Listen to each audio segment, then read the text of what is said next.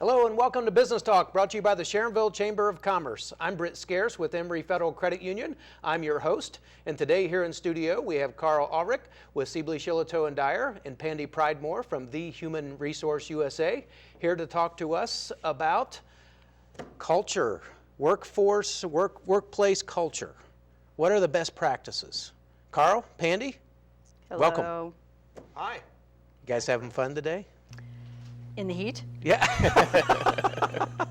So is it, is it important to have a good workplace culture? Well, sure it is, Britt. You know it is, right? That's a rhetorical question. Yeah, no, sure it is. Sure. I mean, culture's I'm supposed to be asking you a question, right? And actually have you answer it, right? That's right. Culture's a starting point for every business, obviously, right? You got to have a set of core values. You got to understand who you are, how do you interrelate in the office or in the workplace, and people have to buy into that. They have to understand what that is, know what it is, and they have to conform their behavior to those workplace values. And that's a cultural piece that every business really needs to spend time working on. They're important. I think one of the things that I've seen over the years is it also has to be authentic and real. What do you think? Not just something that's like, this is our policy and nobody really buys into it. So what you're saying is they need to live it. Yeah. I say many times when I'm working with clients, are you all speaking the same language? Are you all sending the same message? Are you all demonstrating the same example and walking the same, down the same path? And they're not. Yeah. Most often they're not. It was interesting, Karl and I were talking about this a little bit earlier. Culture's always been a part of a business model and the atmospheres by which we spend time in and work. But just here in the last, I would say, 10, 15 years, it has become one of the most important, essential parts of doing business, is understanding what your cultural message is, internally and externally, because your clients and your customers feel that. Sure. And what do you think about this also contributing to turnover, and the cost of, having to, onboard people constantly because of the fact that either you have a bad culture, or you have none whatsoever. That's management's not paying any attention to that whatsoever. I mean, it can be costly, can't it? Well, sure. I mean, I think when people come to a work, they expect to be part of a team. They expect to be treated and behave in a certain way. And they expect the leaders of the organization to live those values and to demonstrate leadership. And I think if you look at surveys about millennials in particular, a lot of millennials will leave the workforce not because of the pay or not because of the benefits, but because of the supervisor or because of the people they're working with. It's an environmental issue for them more than it is a financial one. Yeah. I really do think that the key to retention is really about workplace culture at many levels, and that starts with the top. So, what are the best practices to create a good, workforce culture, Pandy?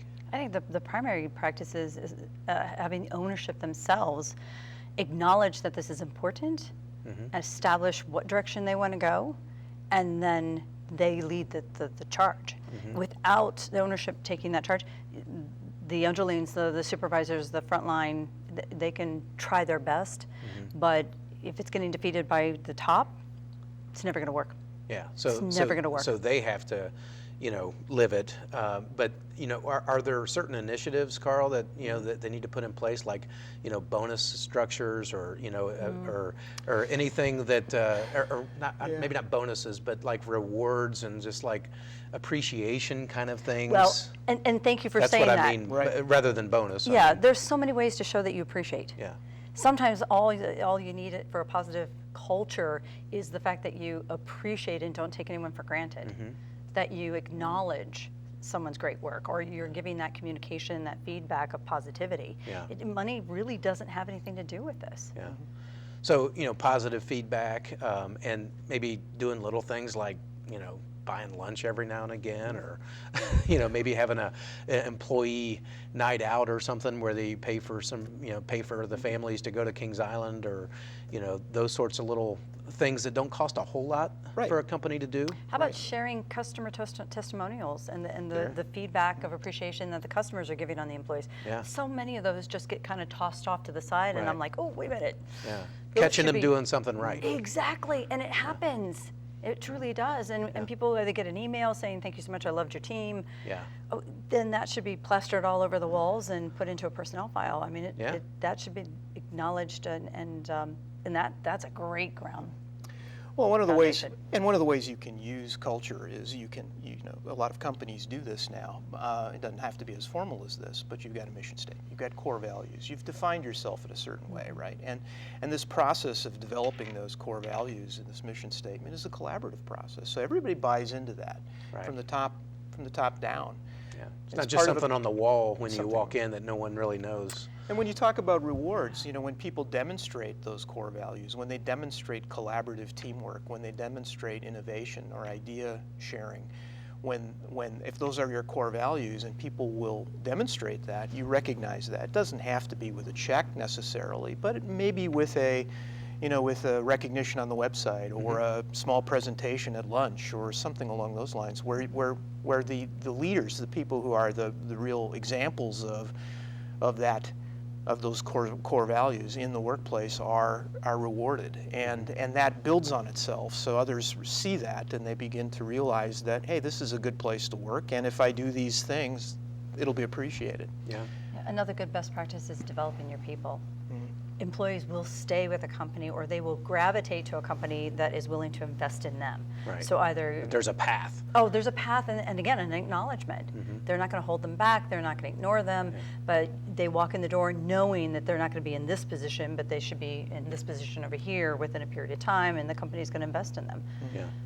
That's I've got a couple of clients that do that, and they are just rocking it. Yeah. In fact, their employment is like 88% all referral.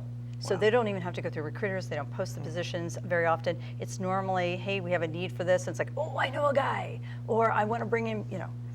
Well, to have That's your phenomenal. employees recruit for you because they like where they work. Exactly. That's Exactly. priceless. I mean, That's, it's you're an awesome. employer of choice, and your employees find people for you, right? Yeah. I mean, I really like, another thing I think is extremely effective is getting and encouraging your employees to be connected in the community. A lot of this is about community building and building relationships and team building, and so, and rewarding and engagement. And I think it's not even just so much anymore about how well they do in the workplace, but it's how well they're connected outside the work. Are they involved in community activities? Do they volunteer? That has so much to do with the development of the individual as opposed to just the development of a worker or of a position. Yeah. And I think that kind of an attention to the whole person is a very useful exercise for a lot of businesses to embrace. That's a great point. I mean, you take a look at some of the companies that maybe participate in something like Habitat for Humanity, where they all go and as a team help build a house, or they go on an honor flight to take World War II or Korean War vets and Vietnam vets to D.C. doing that sort of thing. I know we've done that at Emory. Right. I've been privileged to be able to be a guardian, and that's awesome, because I don't know, I think a lot of employees that maybe they don't have a lot of exposure with volunteering, in general. Maybe they've just never known what exactly to do, but when they can do that as part of their at work, we're doing this, and then they get some of that on, they realize how how awesome it is to volunteer in the community. So I think that's a great point. Yeah. I think employers will find also really good positive results when they back away, when they're sure they've hired the right people, and then they empower those individuals to make decisions.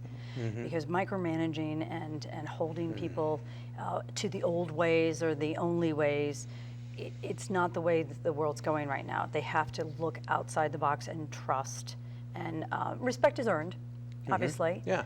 But if you're hiring the right people, let them contribute. So I think empowerment has a lot to do with company culture as well. Yeah. Well, and I love the idea that you said about the promoting from within and having a path it's for huge. people. I mean, It's there's, huge. You mentioned millennials, earlier, and I think that is one of the biggest gripes is they don't want to feel like I'm going to do this little, entry level thing forever. That there's a path for me to move up, not to be arrogant and say, hey, I'm going to your job, or what they do. that kind of thing. But we want them to. But you want them strive. to have a desire to at least, Yes. how do I get, that job over there that seems to be better than mine.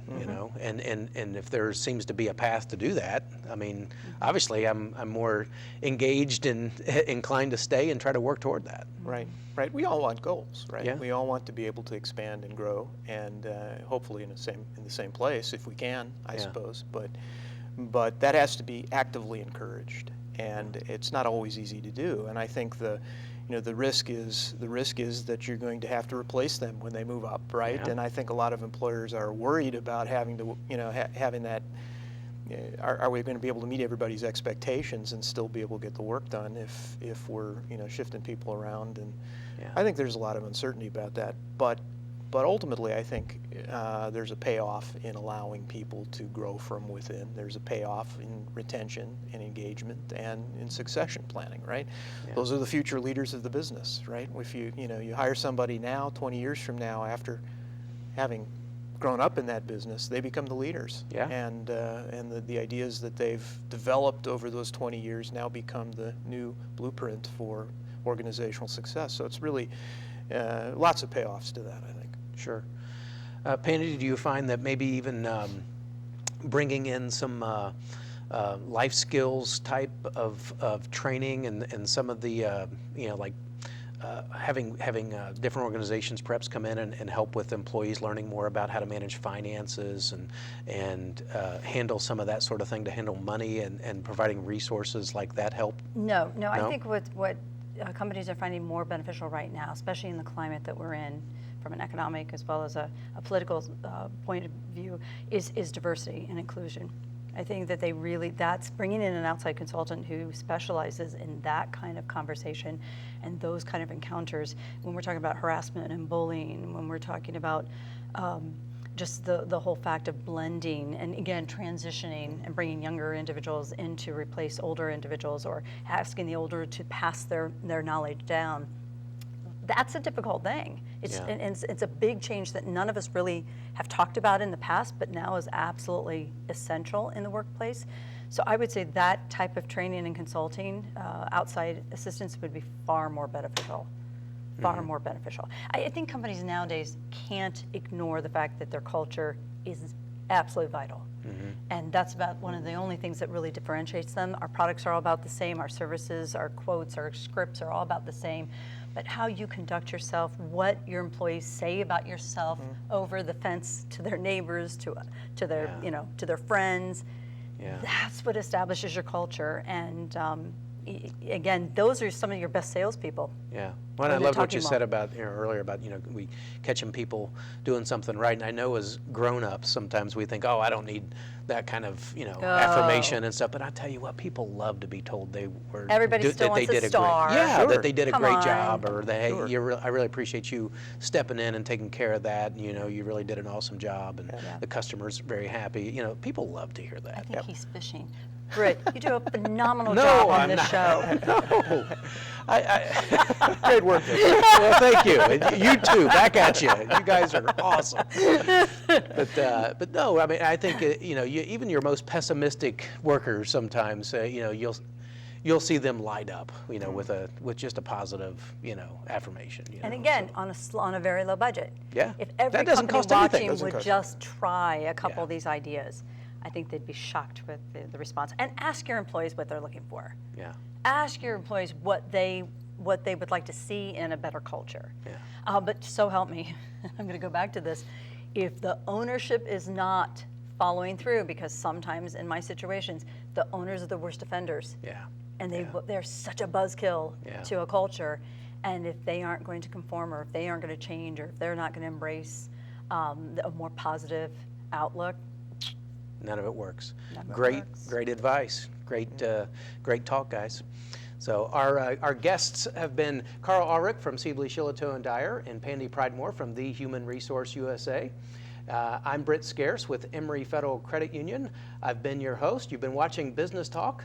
That's all for today. Till next time, we'll see you right here on Business Talk.